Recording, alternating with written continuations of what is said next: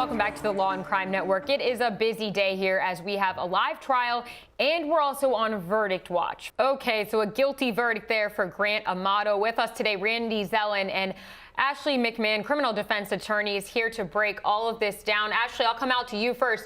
What's your immediate reaction to this guilty verdict? What a wild trial this was. He was stealing money from his family, or accused of stealing money from his family and sending it to this cam girl in Bulgaria.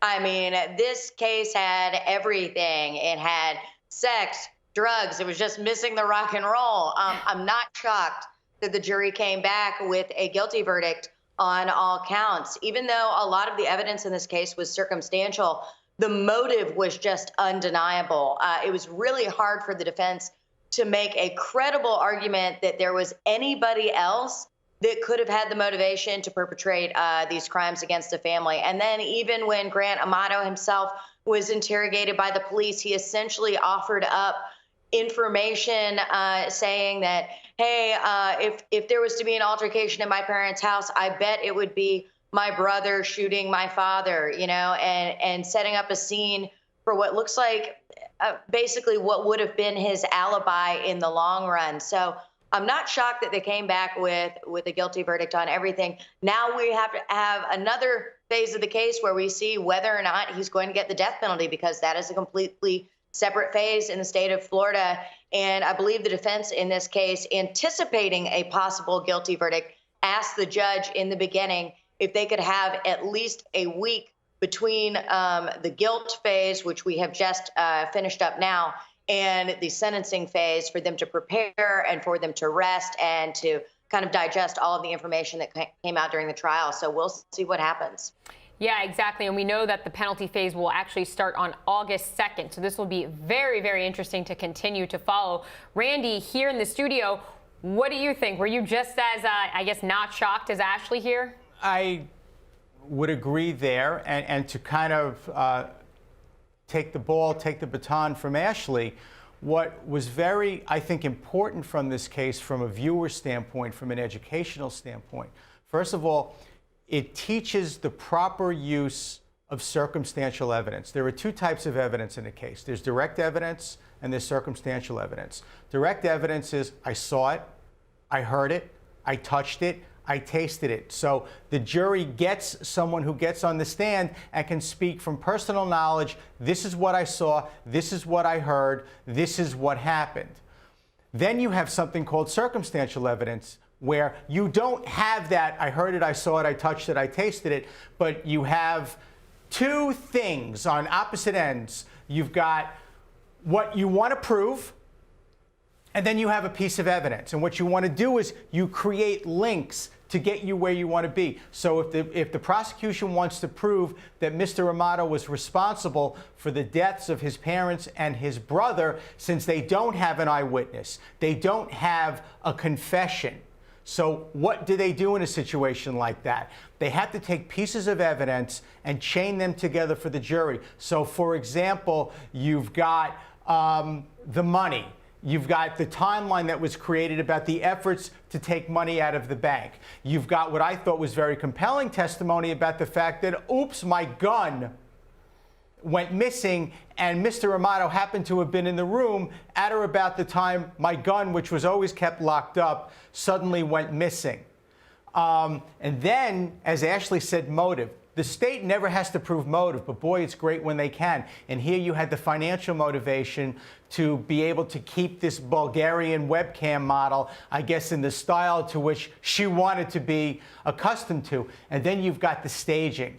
That is, so oftentimes, it's not what a defendant does, it's what the defendant does after. And to try to stage this as a murder-suicide, the prosecution came in with the circumstantial proof to say, hey, wait a minute, that's absolutely ridiculous. They had a ballistics expert to say, whatever gun this guy is claiming was used in this murder-suicide, that doesn't match up with the ballistics. So therefore, bah, wrong, nice try. And as soon as you are blown out of the water on that, it's basically game over. So to your point, the defense probably knew they were going to lose. So let's just get ready to try to keep him from getting his ticket punched out permanently. Yeah. All right, Randy, I love how you broke that down. Very simple. All right, we're going to take a break right now. When we come back, we'll continue to chat about all these trials here live on Law and Crime.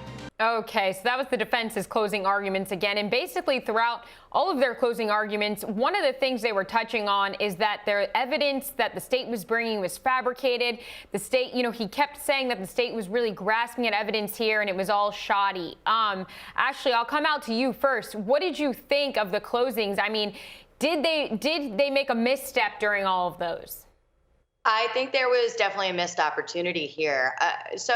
In the defense, and what Jeff did is really all he could do in his closing. You had to hammer the fact that the evidence wasn't there, that the evidence that they had wasn't enough to get the jurors beyond a reasonable doubt. I mean, that's the whole argument. The defense never has to put on their own evidence. The state and the prosecution are the ones that always have the burden of proof. Okay, so if you're the defense, you get up there and you are just hammering home, look, they did not prove their case. They did not put enough bricks in the house to make the house stand and for you to put a roof on it with a guilty verdict. However, typically what you're going to see most defense attorneys do or say, at least at some point in their closing, is that their client is not guilty or that their client is innocent. And I think it was very telling that Jeff did not repeat, and you oftentimes repeat things to juries in order to get them to remember your theme, to remember what it is essentially you're asking them to do. You're asking them to come back with a not guilty verdict for your client. And Jeff missed opportunity after missed opportunity. Should have been a button at the end of every single argument when he said they didn't have enough evidence. That's why Grant Amato is not guilty. And the fact that he didn't say that as often as I personally think he probably should have in his closing, I think says a lot about his thoughts about the strength of the case by the time that they did get to closing. Right. All right, Randy, what about you? Do you think that do you agree with her? Do you think they had some missteps there, missed opportunities? What'd they do wrong? Well, certainly, again, I'll pick up where Ashley left off. One of the most important things you have to do as a defense attorney is you've got to make a decision about, as Ashley said, a strategy. What is the strategy? What do we want to accomplish here? And there's a big difference between a strategy of my client is not guilty as opposed to a strategy of my client is innocent. What's the difference? When you are saying to the jury and sending a message to the jury that my client is not guilty, what you're basically saying to the jury is, look, don't worry about me. I don't have to do anything. My client doesn't have to do anything. It's all on the prosecution. They've got to prove my client's guilt beyond a reasonable doubt. What does that mean? That means anytime you have to make an important decision, whether or not to have surgery, whether or not to give your daughter's boyfriend permission to marry your daughter, if you have all of the information you need to schedule that surgery or to say to the son, the young man, yes, you have my permission, you don't have a reasonable doubt. Conversely, if you say to the doctor, you know what, I appreciate what you're saying, but I want to get a second opinion. Or you say to the young man, you know what, let me sleep on it, I'll get back to you. That means you do have a reasonable doubt. So here, if the strategy is he's not guilty, then that's where you start saying, ladies and gentlemen, look at the missteps in the investigation. Look at how they didn't bother looking for anyone else. Look at the opportunities they had to investigate other people. Look at the things that they didn't do, the evidence they didn't look for, the fingerprints that they didn't bother to try to get, and the things that they didn't dust for prints. As opposed to my client is innocent, which is, I'm going to show you why my client did not do this. And here, you really didn't see either of that. So I think to Ashley's point, aside from the fact that I think the defense attorney spent much too much time reading, you're not reading when you're giving a closing argument. You want to take a quick glance every once in a while and check off your list to make sure you hit your boxes. But he's actually looking down, reading and thumbing through. That to me sends the message of, I don't really believe in my case, because if I don't believe in my closing, I don't believe in my case. And to Ashley's point, I really got the point and got the sense of that the defense attorney did not believe in what he was doing. All right, two great weigh-ins and opinions there. We have a couple more clips here from the closing arguments. Let's go on to listen to those. All right, that's interesting there because the prosecution is basing calling out the lies of what the defense said, and the way he articulated it with actually stating lie after each sentence, I think that was really effective. Ashley, do you think that really hit it home for the prosecution there? I couldn't agree more. And this is coming from a defense attorney. I love the strategy here. It's called a closing argument for a reason. Make an argument. There's only 2 times in a trial where the attorneys are really going to get a chance to address, during the trial, going to get to address the jury and head on. And it's opening statements and then closing arguments. And of course, in closing arguments, the state gets the opportunity to make their closing argument first. And then the defense gets to get up and make their closing argument. And then the state gets what is called a rebuttal. And this is what we're watching right here. We're watching Dominic, the prosecutor in this case, rebut everything that defense attorney Jeff Dowdy said in his closing argument. And he's doing one of my favorite things in the world. He's putting a button on the end of everything that he's saying.